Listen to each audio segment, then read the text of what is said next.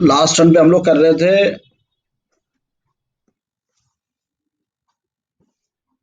The statements that are recorded in the investigation, जिसमें उन्होंने 160, 161, 162 और 163। इसके बाद उसमें कुछ एविडेंस एक्ट के कुछ सेक्शंस आए थे। सेक्शन 145, सेक्शन 1457, सेक्शन 32 क्लॉज 1 था, सेक्शन 24 एटसेट्रा। और उसमें एक मेजर स्टेटमेंट रह गया था, दैट वाज सेक्शन 164। सेक्शन 164 में जो स्टेटमेंट रिकॉर्ड होता है during investigation, that statement is not recorded by the police. तो सेक्शन 164 हम लोग सेपरेटली डील करेंगे। लेकिन ड्यूरिंग इन्वेस्टिगेशन में स्टेटमेंट्स जब हमने पहले भी डिस्कस किया था, for investigation is collection of evidence, and collection of evidence is done through, पहला आपका था सर्च एंड सीजर्स। सेकेंड, जिन व्यक्तियों को फैक्ट्स और सर्कमस्टांसेस, तथ्यों और परिस्थितियों के बारे में जानकारी है, उनसे पुलिस पूछताछ कर सकती है, जो लास्ट टर्न पे था। अब जो हम लोगों ने आज डिस्कस करना था, तो 164 स्टेटमेंट रह गया है। पहले हम लोग डिस्कस करेंगे आज what is the evidentiary value of this statements. तो पहली बात आपकी यह है, लिखिए, there are 3 categories of statements that are made before the police. Police के समक्ष 3 प्रकार के कथन, जो कथन होते हैं वो 3 वर्गों में उनको हम लोग बांट सकते हैं। पहला आपका है FIR, statement which is recorded in FIR. ऐसा कथन जो कि फर्स्ट इंफॉर्मेशन रिपोर्ट, प्रथम सूचना रिपोर्ट के माध्यम के जरिए अभिलेखित किया जाता है, रिकॉर्ड किया जाता है। अब जानते हैं कि एफआईआर क्या है। एफआईआर सेक्शन 154 में होती है। जब भी कोई कॉग्निजेबल ऑफेंस होता है तो व्यक्ति जाके उसकी सूचना देता है पुलिस को। That is also statement, that is not due to the investigation, लेकिन वो स्टेटमेंट है कि पुलिस के समक्ष जो दिया जाता है वो पुलिस समक्ष स्टेटमेंट ही माना जाता है। तो बार बार प्रश्न आता है, इसलिए आपका एफआईआर के बारे में मैं बताऊंगा, क्वेश्चन आपको लिखना होगा। सेकेंड आपका है that is statement recorded by the police in course of investigation. पहला जो कैटेगरी ऑफ कथन हो गया जो पुलिस के समक्ष जाता है वो एफआईआर के जरिए जाता है। दूसरा, जो पुलिस अन्वेषण के दौरान,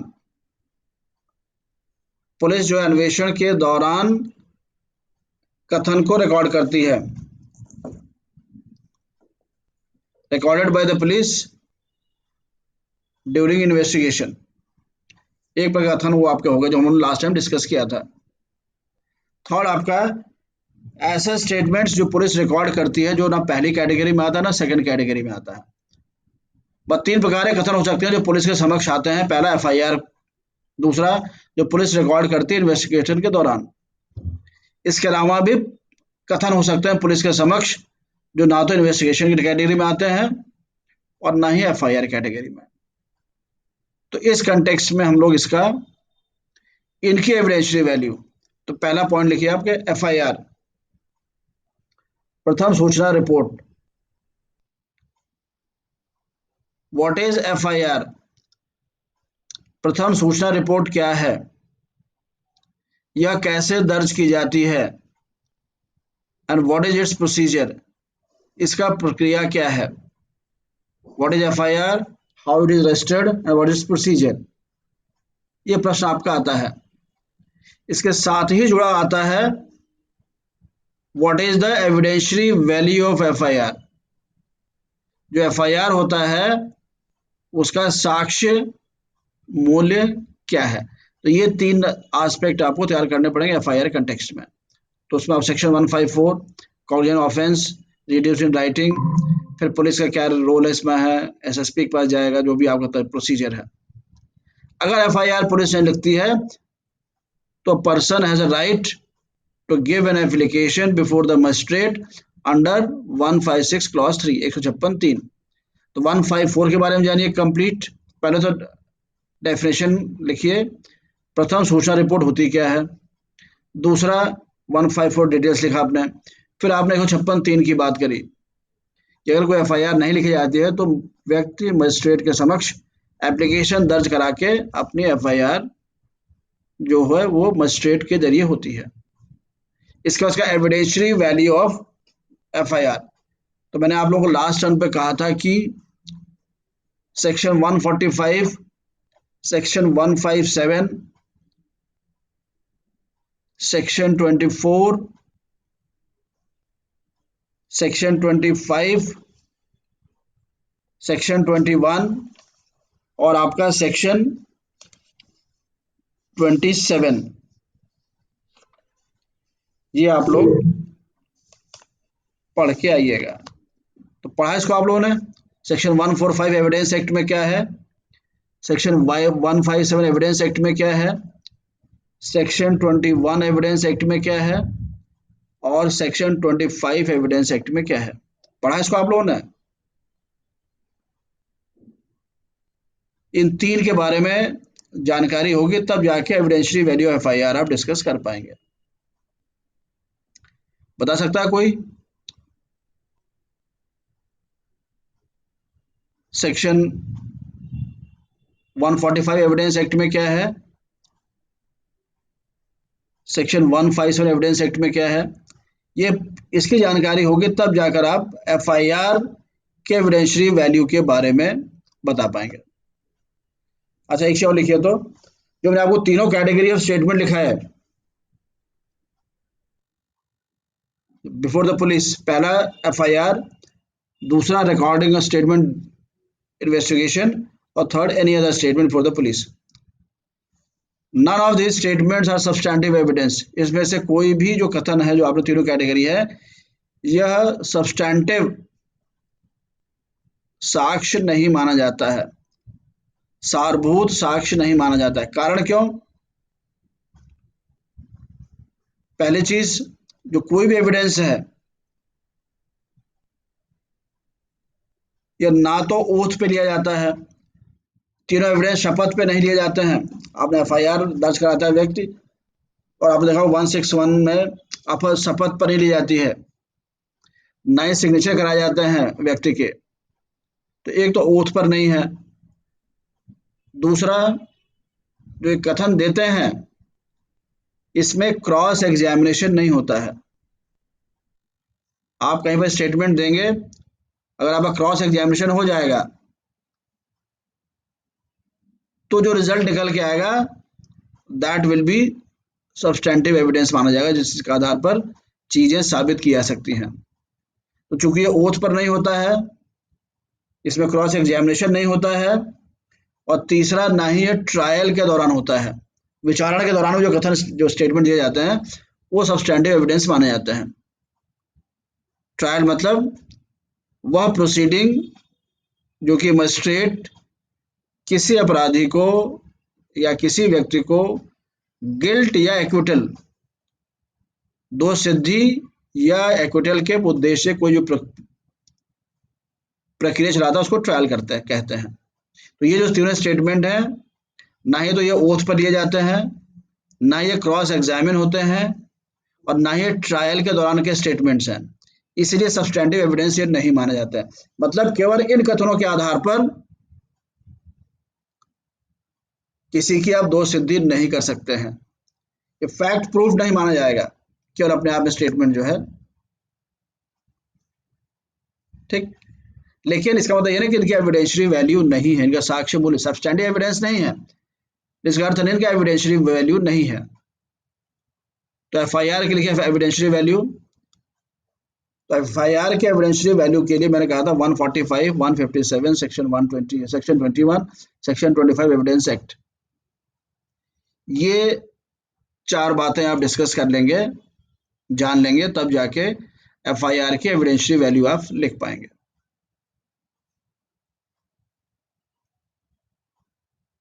तो पहला चीज सेक्शन 145 लिखिए, evidence act, section 145 evidence act, इसका जिस्ट बता दे रहा हूं मैं आपको। सेक्शन 145 में जो भी विटनेस है, जो भी विटनेस है, he can be examined. Section 145 evidence का एक्ट में यह है कि किसी भी विटनेस का क्रॉस एग्जामिनेशन हो सकता है as with respect to the previous statement, जो उसने पूर्व में कोई कथन किया हुआ है। सेक्शन 145 एविडेंस एक्ट हम लोग कर रखे हैं, डिस्कस कर रहे हैं, इसका जिस सबब बता रहा हूं मैं आपको, मैंने कहा था आप लोग पढ़ के भी आइएगा और किताब खोल के भी देख सकते हैं आप। सेक्शन 145 एविडेंस एक्ट में है कि विटनेस द्वारा जो पूर्व में कोई कथन किया गया है, any statement previously made by the witness, जो साक्ष्य व्यक्ति दे रहा है, उसका क्रॉस एग्जामिनेशन हो सकता है। ठीक, और क्रॉस एग्जामिनेशन में जब उसका क्रॉस एग्जामिनेशन होगा तो उस स्टेटमेंट से,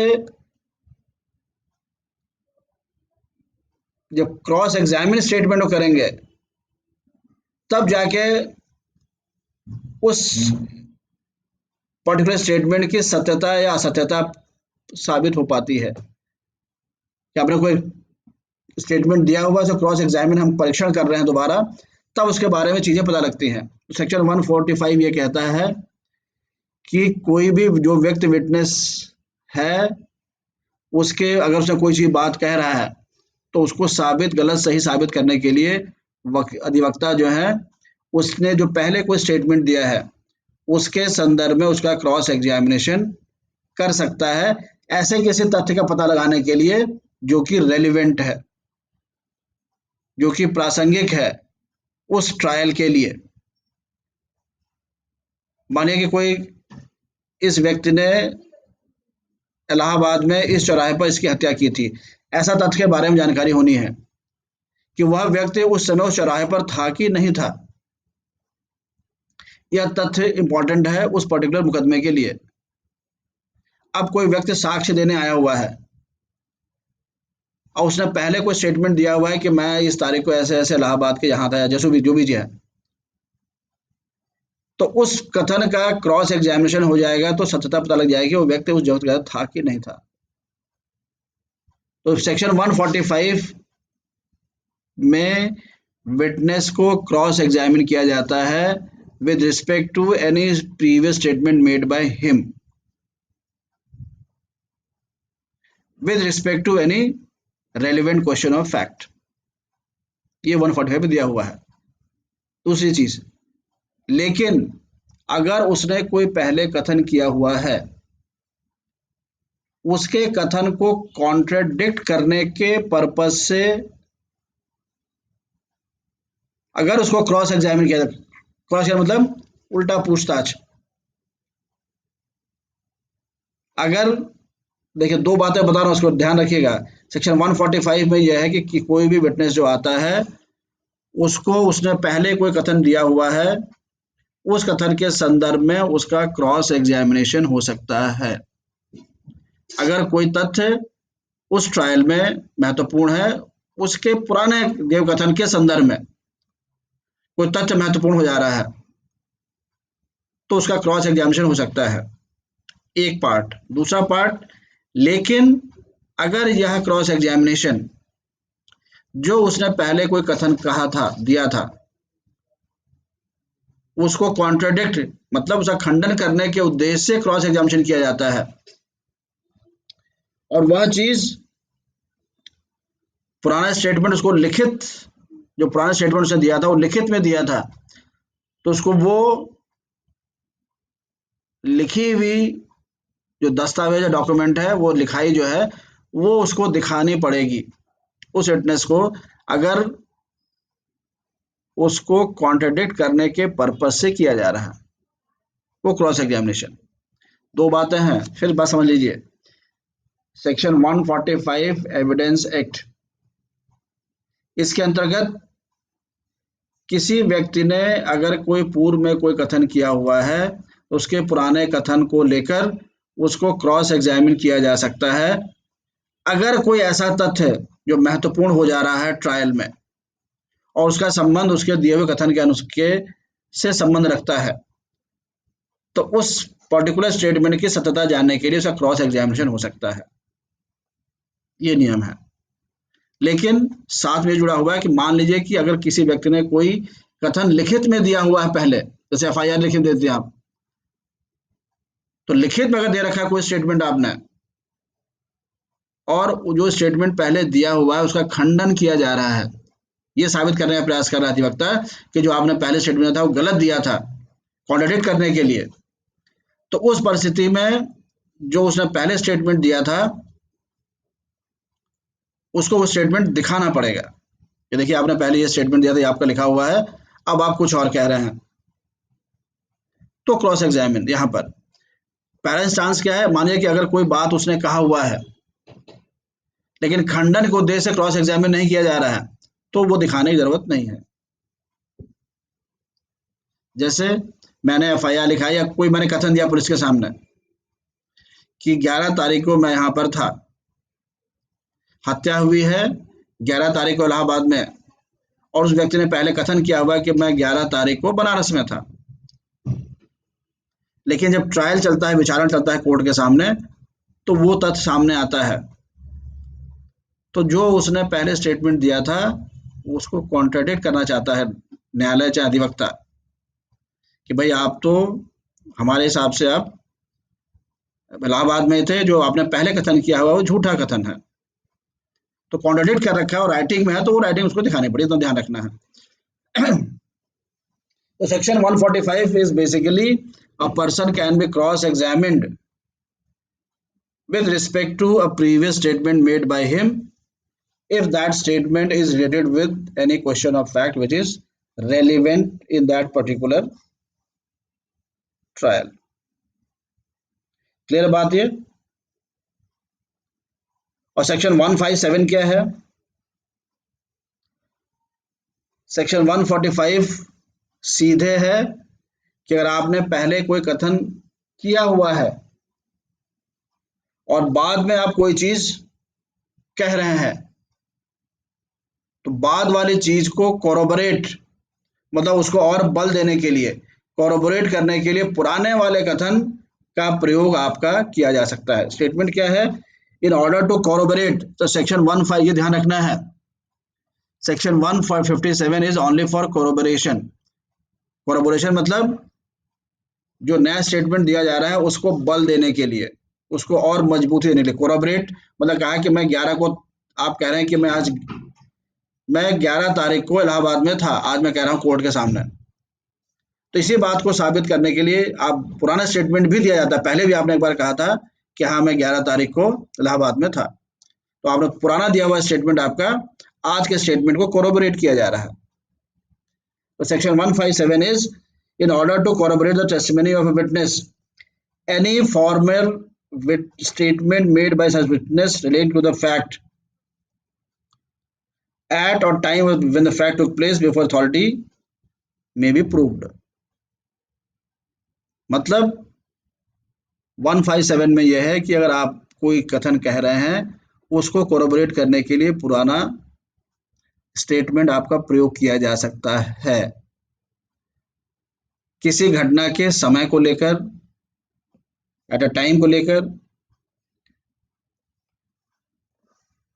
प्लेस को लेकर, या फिर आपने किसी अथॉरिटी के बारे में कोई बात कही है, किसके सामने कोई कही हुई है। तो सेक्शन 157 देखिए, एविडेंस एक्ट सबसे टफ एक्ट आपका है, देखने में लगता है थोड़ा सा आसान है, but evidence act is very tough. तो आपको दो बातें ध्यान रखना है कि सेक्शन 145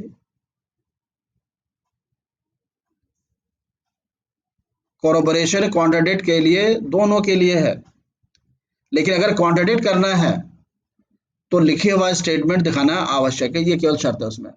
सेक्शन 157 में यह है कि केवल कोरोबोरेशन के लिए प्रीवियस स्टेटमेंट का प्रयोग किया जाता है।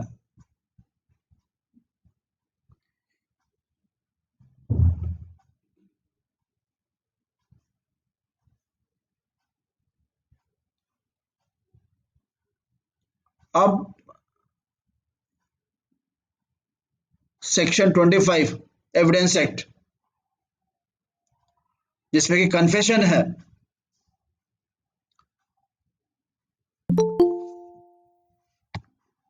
सेक्शन 25 जिसमें कि कन्फेशन है, कन्फेशनल स्टेटमेंट मतलब एक्यूज कन्फेस करता है पुलिस के सामने सेक्शन 25 में कि मैंने ये काम किया है। और सेक्शन 21 एडमिशन का है। तो सेक्शन 157, सेक्शन 145, सेक्शन 21 और सेक्शन 25 एविडेंस एक्ट, ये चारों जब सेक्शंस आपको क्लियर होंगे, then you will be in a position to explain the evidentiary value of FIR। अब चारों बातों देख लीजिए आप। तो एविडेंशियरी वैल्यू क्या है, पहले बता दिया मैंने कि FIR is not an substantive evidence. इसका अर्थ नहीं उसकी एविडेंशियरी वैल्यू नहीं है, ये सब्सटैंटिव एविडेंस नहीं है, मतलब उसके आधार पर कोई चीज साबित नहीं की जा सकती। और सब्सटैंटिव एविडेंस क्यों नहीं है, क्योंकि ना वो ओथ पर होता है FIR, ना ही वो क्रॉस एग्जामिन होता है FIR के संदर्भ में, जिसमें FIR लिखी जा रही है उसमें क्रॉस एग्जामिन नहीं होता है वो। और तीसरा, ना ही वो ट्रायल के दौरान का स्टेटमेंट FIR है, केवल आपने एप्लीकेशन लिखी है, पुलिस को दे दी, पुलिस ने लिख लिया। FIR का पर्पस होता है कि उसके आधार पर इन्वेस्टिगेशन स्टार्ट हो जाएगा। FIR बस केवल एक क्लू देता है। सबसे बड़ा एविडेंस FIR का क्या है, वो एक क्लू देता है पुलिस को कि किस लाइन पर इन्वेस्टिगेशन आगे स्टार्ट करे। तो ये बात आपको लिखनी पड़ेगी पहले, फिर आप बताइएगा कि evidentiary value of FIR substantive नहीं है, but still it has some value which can be tested in the light of section 145, section 157, section 21 and section 25 CRPC evidence act। तो 157 कैसे अप्लाई हो रहा है, कोरोबोरेट, अगर मानिए कोई स्टेटमेंट आप बाद में दे रहे हैं, ट्रायल हो रहा है, मान लीजिए पुलिस मतलब कोर्ट में ट्रायल चल रहा है आपका, कोई आप स्टेटमेंट दे रहे हैं, तो FIR एक तरह से प्रोसिक्यूशन का, अभियोजन पक्ष का विटनेस हुआ,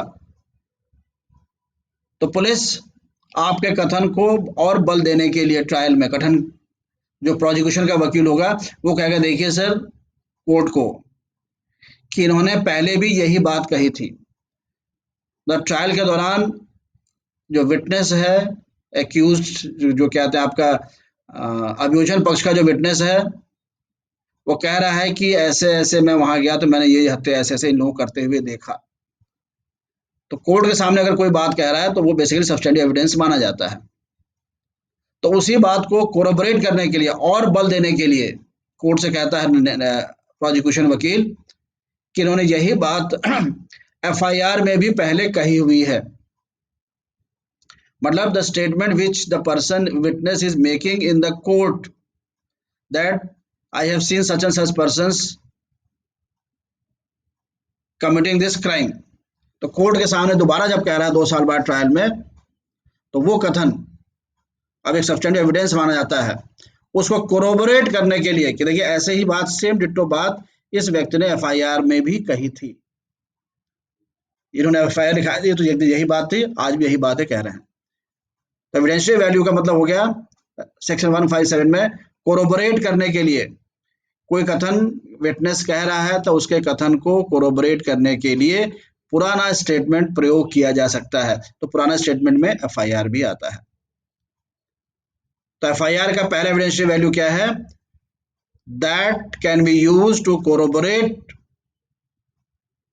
any future statement made by a by the person. तो ये एफआईआर का है। तो फ्यूचर में जो करना है, फ्यूचर के स्टेटमेंट को पुराना स्टेटमेंट एफआईआर सेक्शन 157 के आधार पर कोरोबरेट करता है। फिर आपका सेक्शन 145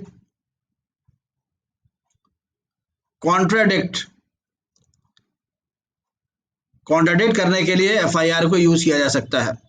मान लीजिए कि न्यायालय में वह व्यक्ति कह रहा है कि मैंने ए को ये हत्या करते हुए देखा।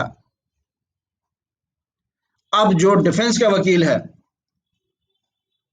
वह लेके आ जाता है, ये देखिए आपने एफआईआर लिखवाई थी, इस एफआईआर में आपने लिखा हुआ है कि हत्या करते समय तो बी और सी थे, और अब आप कह रहे हैं कि तो जो स्टेटमेंट इस समय दे रहा है कोर्ट में व्यक्ति, उसको कॉन्ट्रडिक्शन करने के लिए, उसका खंडन करने, उसके विपरीत साबित करने के लिए कि आप ये गलत कह रहे हैं क्योंकि आपने पहले ये बात कही हुई है।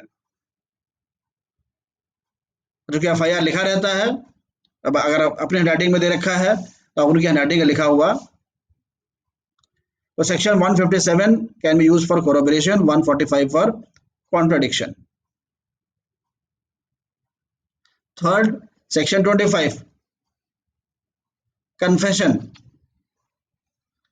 सेक्शन 125 में क्या है? कन्फेशन। अगर एक्यूज कन्फेस करता है कि मैंने ये, माने कि एफआईआर के जरिए, कई होता है, कई फेमस केसेस हैं कि व्यक्ति अपराध करेगा और चला जाएगा थाने में और कहेगा कि यहाँ पर ऐसे से इस इलाहाबाद में इस चौराहे पर एक हत्या हुई है, एक ही, जिसकी हत्या मैंने की है। वो कन्फेस कर लिया उसने, तो वो स्टेटमेंट एफआईआर में भी, क्योंकि वही प्रथम वही सूचना दे रहा है, उसी को रिपोर्ट लिखेगा, that will be first information report. Police के सामने उस अपराध के संदर्भ में पहली सूचना गई है, that will be the first information report also. और उस एफआईआर में वह कन्फेस भी कर रहा है कि मैंने ये हत्या किया है। तो इसकी एविडेंशियल वैल्यू क्या है? तो इसकी एविडेंशियल वैल्यू सेक्शन 25 में है, कोई नहीं है। लेकिन सेक्शन 21 में क्या है? एडमिशन। तो कोई ऐसा स्टेटमेंट आप देते हैं कन्फेशन के अलावा, वो एक एडमिशन आपका माना जा सकता है। एफआईआर उस पर्टिकुलर तथ्य के संदर्भ में एक एडमिशन का रूप ले सकता है, वो ये बात आपने एडमिट की हुई है, but not with respect to confession.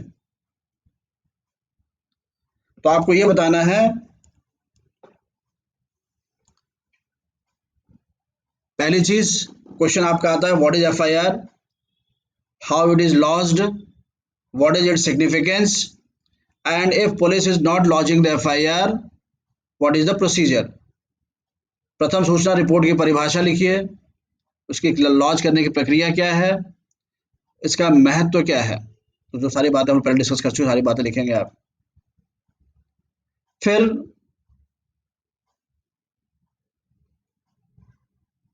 एक 56(3) का हवाला देंगे आप कि अगर पुलिस रिपोर्ट नहीं लिख रही है तो आप मस्ट एसएसपी को देंगे, फिर कोर्ट में जाएंगे, 56(3) दाखिल करेंगे, फिर आपका कोर्ट आदेश करेगा। एविडेंशियल वैल्यू की बात करेंगे आप, तो बताएंगे कि एफआईआर एक ऐसा स्टेटमेंट है जो पुलिस के समक्ष व्यक्ति देता है, जिसको रिकॉर्ड किया जाता है। इसकी कोई सब्सटैंटिव एविडेंशियल वैल्यू नहीं है। क्यों नहीं है? क्योंकि एफआईआर ना ही ओथ पर दी जाती है, ना ही एफआईआर का क्रॉस एग्जामिनेशन होता है जिसमें एफआईआर लिखा जा रहा है, और ना ही वो ट्रायल के समय का कथन है, इसमें उसका सब्सटैंटिव एविडेंस नहीं है। बट इसका अर्थ यह नहीं है कि उसकी कोई एविडेंशियल वैल्यू नहीं है, कोई महत्व नहीं है। उसका महत्व यह है कि एफआईआर एक ऐसा जरिया है जो कि पुलिस को कुछ क्लू मिलता है, कोई आधार मिलता है, इसके आधार पर कि वो आगे अन्वेषण, इन्वेस्टिगेशन के लिए आगे बढ़े। वो एविडेंशियल वैल्यू क्या है? It can be used to corroborate,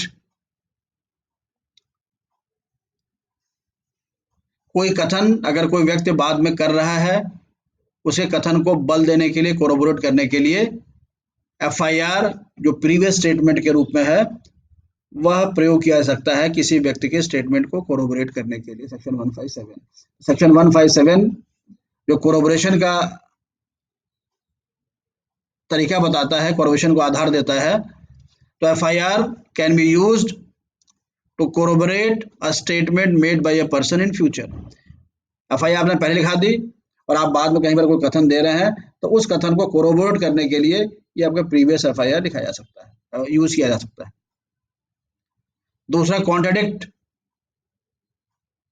अगर व्यक्ति कोई कथन दे रहा है बाद में, लेकिन ठीक FIR के उल्टा है, FIR उसने लिखाई जाकर कि ऐसे ऐसे हुआ, लेकिन बाद में कोर्ट में कुछ और बात कह रहा है वो, तो आपके द्वारा लिखाई गई FIR सेक्शन 145 एविडेंस का आधार लेकर कॉन्ट्राडिक्ट, आपका कथन का खंडन करने में प्रयोग किया जा सकता है। सेक्शन 25 कन्फेशन है, तो FIR अगर कन्फेशनल है तो यूज नहीं किया सकते आप। अगर कोई व्यक्ति जाके FIR लिखाता है और वहां लिखता है कि मैंने जो है मैंने जो आपका है ये हत्या किया है या ये अपराध मैंने किया है, कन्फेशन करता है, तो केवल वो कन्फेशन जो FIR के रूप में है, केवल वही आधार नहीं हो जाएगा उस व्यक्ति को दंडित करने का। तो कन्फेशन के मुद्दे पर सेक्शन 25 एविडेंस के अनुसार कन्फेशन के मुद्दे पर FIR को एविडेंस के रूप में प्रयोग नहीं किया जा सकता है कि वही कन्फेशन स्टेटमेंट मान लिया जाए आपका। चौथा, लेकिन एडमिशन का, अगर FIR में आपने कोई बात कही है कि ऐसे ऐसे मैं उस दिन वहां ऐसे गया था वैसे गया था, और बाद में आप कहते हैं कि मैं नहीं गया था वहां, तो एडमिशन के लिए उसका वैल्यू है, वेट FIR को दिया जाएगा। जो बातें आपने एडमिट की FIR में, उस बात को माना जाएगा। तो एविडेंशियल वैल्यू आपने 4 के बारे में बता दी। और एक महत्वपूर्ण बात यह है, FIR can be used to contradict और corroborate only the person who has lodged the FIR and not against any other person। मतलब जो हम सेक्शन 145 और 157 में corroboration और contradiction की बात कर रहे हैं किसी स्टेटमेंट को, तो जो व्यक्ति ने FIR लिखाई है, केवल उसके कथन को कॉन्ट्राडिक्ट किया जाएगा FIR से, या केवल उसी कथन को कोरोबोरेट किया जाएगा FIR से। यानी कि FIR हमने लिखाई है और कि कोई व्यक्ति और कहीं पर स्टेटमेंट दे रहा है, तो आप FIR का प्रयोग नहीं करें, देखिए आप तो ये कह रहे हैं लेकिन FIR में तो ये लिखा हुआ है।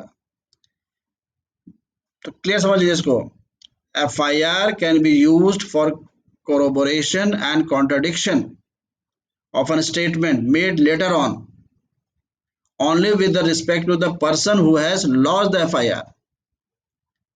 जिस व्यक्ति ने FIR लॉन्च किया है और वह बाद में कुछ और कथन देता है, तो FIR को आप यूज कर सकते हैं उसके कथन को कॉन्ट्राडिक्ट करने के लिए या उसको और कोरोबोरेट बल देने के लिए। किसी और कथन को नहीं करेंगे आप कि FIR प्रयोग करें, किसी और कथन के बारे में आप नहीं कर सकते। तो बस इतना आपको, और बार बार प्रश्न आते हैं ये, मैंने कहा ना कुछ प्रश्नों को आपको फुल 10 में से 10 मार्क्स ले आना, 10 में से 8 नंबर ले आना है। तो what is FIR, what is it significance, what is the procedure, 156(3) क्या है, and what is evidential value of FIR संदर्भ में यही 4 बातें आती हैं। 154 का जिक्र करेंगे और चारों सेक्शंस लिख देंगे, आपके फुल मार्क्स आ जाएंगे। कई बार सीधे शॉर्ट आता है, right short notes on FIR, तो FIR पर शॉर्ट लिखने को आएगा, तो ये 5 हेड्स में लिखेंगे आप।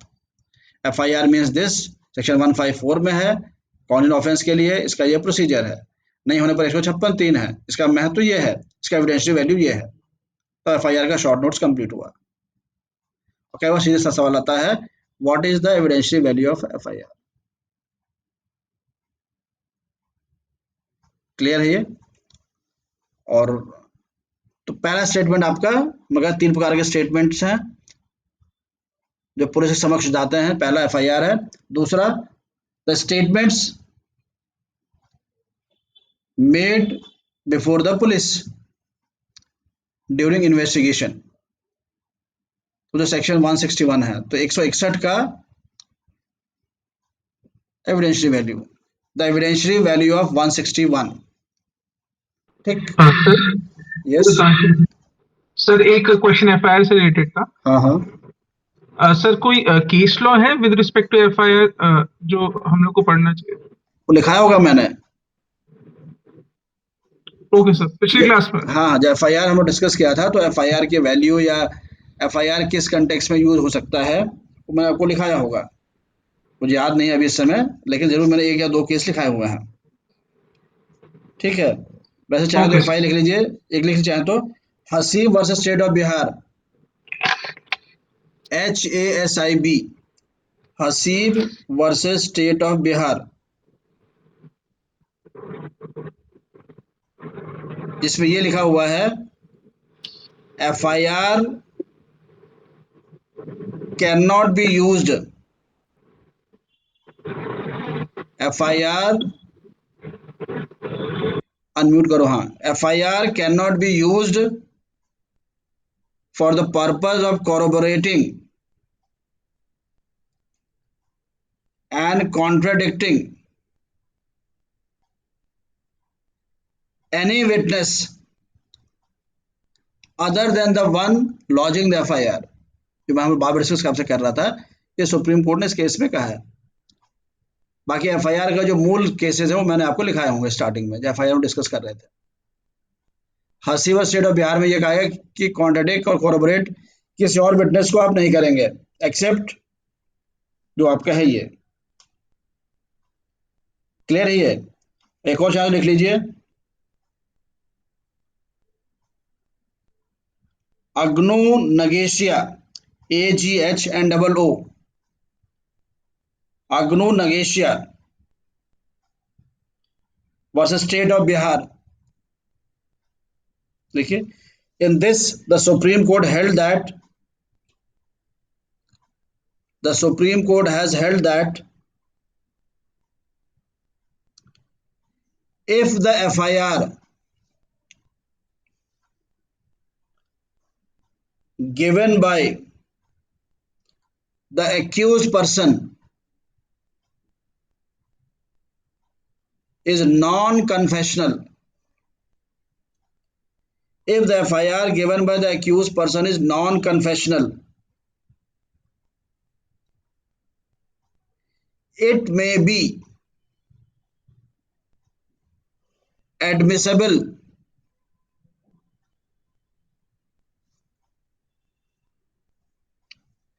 in evidence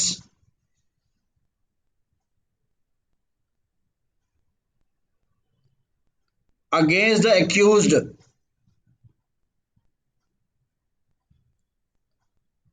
as an admission under section 21 of the evidence act, जो हम डिस्कस कर रहे थे अभी। फर्दर, एक और लिखिए, फर्दर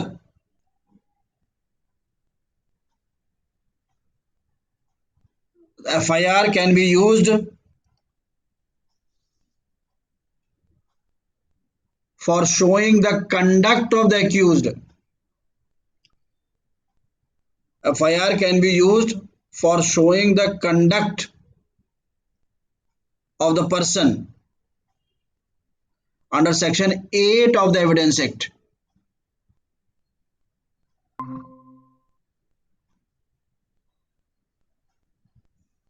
ठीक है,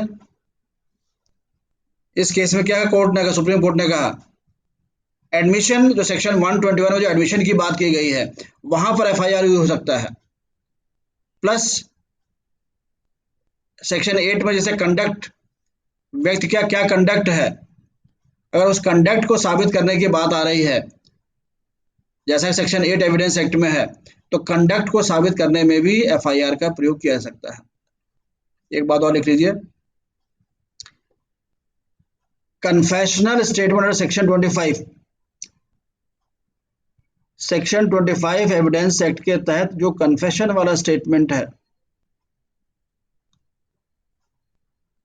उसमें FIR can not be used in evidence for confession. धारा 25 एविडेंस एक्ट में कन्फेशन के संदर्भ में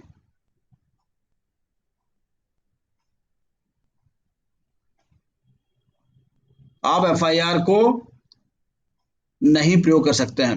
अगर एफआईआर में व्यक्ति ने लिखाया है कि ये हत्या मैंने की है, एफआईआर लिख दी गई, तो वह एफआईआर ये नहीं पुलिस कह सकती कि भाई कन्फेशन कर लिया इन्होंने, स्टेटमेंट है, ऐसा नहीं हो सकता।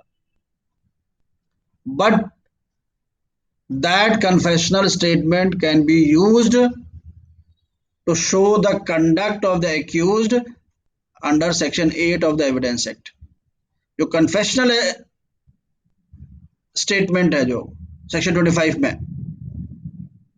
वो एज एन एविडेंस नहीं माना जाएगा, लेकिन confessional statement can be used to show the conduct, की क्या कंडक्ट है उसका। जब अपराध, जब ट्रायल चलता है तो कंडक्ट भी साबित किया जाता है। देखिए भाई इसका ये कंडक्ट है, एफआईआर लिखाने आया था तो उसने कहा था कि मैंने हत्या किया है, मतलब किसी और तथ्यों के आधार पर, किसी और साक्ष्य के आधार पर यह साबित हो जा रहा है कि ए ने वो हत्या की थी, लेकिन एफआईआर में उसने कन्फेशन भी किया हुआ है, तो कंडक्ट बताने के देखिए कि वो कंडक्ट भी उसका यही था, उसने हत्या की, उसको जाके तुरंत उसने आके बता दिया ये, तो वो अपने आप में कन्फेशन स्टेटमेंट एविडेंस नहीं है। लेकिन सेक्शन 8 में अगर कंडक्ट की बात आएगी कि क्या कंडक्ट था अपराध करने के बाद, what was the conduct of the person, तो ये कंडक्ट था, उसने हत्या की और चला। कई लोग होता है कि अपराध करने के बाद गिल्टी उसमें जाके पुलिस को बता देते हैं, तो कंडक्ट भी एक महत्वपूर्ण इशू हो जाता है जब ट्रायल चलता है। तो कंडक्ट सेक्शन 8 एविडेंस एक्ट में कंडक्ट के पहलू पर सेक्शन 25 का कन्फेशनल स्टेटमेंट महत्वपूर्ण हो सकता है, वो एविडेंस रूप में प्रयोग किया जा सकता है। नॉन कन्फेशनल स्टेटमेंट सेक्शन 21 में एविडेंस एक्ट के रूप में भी एफआईआर हो सकता है एज एन एविडेंस, और कंडक्ट शो करने के लिए भी हो सकता है। एफआईआर आपके पास कंप्लीट, आपके पास आंसर आ गया। पहली चीज, एफआईआर सब्सटैंटिव एविडेंस नहीं है, इसका अर्थ यह नहीं कि इसकी कोई एविडेंशियरी वैल्यू नहीं है। सबसे महत्वपूर्ण बात, सबसे जो फायदेमंद चीज एफआईआर की, कि वो आधार देता है पुलिस को कैसे इन्वेस्टिगेट करें। इसके अलावा ऐसा कुछ सॉलिड एविडेंशियरी वैल्यू भी है। Section 157 to corroborate any statement, section 145 to contradict any statement, section 25, sorry section 145, फिर सेक्शन 25 कन्फेशनल स्टेटमेंट एविडेंस नहीं है एफआईआर में, लेकिन कंडक्ट शो करने के लिए हो सकता है। Section 21 non confessional FIR admission के रूप में एविडेंस माना जा सकता है सेक्शन 21 में, और नॉन कन्फेशनल स्टेटमेंट सेक्शन 8 में एविडेंस एक्ट भी कंडक्ट शो करने के लिए भी सेक्शन 8 में माना जा सकता है। तो आपने 5 तो एविडेंस एक्ट के सेक्शंस दे दिए, 2 आपने केस लॉ लिख दिया, आपका कंप्लीट आंसर है। एक क्वेश्चन लिखिए, इसका सब कुछ लिखिएगा और मुझे व्हाट्सअप करिएगा सब लोग। लिखिए, what is FIR, what is FIR, what is its significance, what is the procedure to launch FIR, if police is not lodging the FIR, then what is the procedure to lodge FIR? Last, what is evidentiary value of FIR? Why FIR is not a substantive evidence? Answer the above questions in light of section 154, section 156(3) of CRPC and section 157, section 145, section 25, section 21, section 8 of Evidence Act. Mention the decided cases also. ये एक अच्छा तैयार कर लीजिए, almost हर दूसरे साल आपका mains में सवाल आता है एफआईआर के ऊपर, और प्रीलिम्स में तो गाइस कहीं भी है। तो ऐसे क्वेश्चंस तैयार कर करके रखते जाइए, इसमें सारी बातें आपके आ जाएंगी।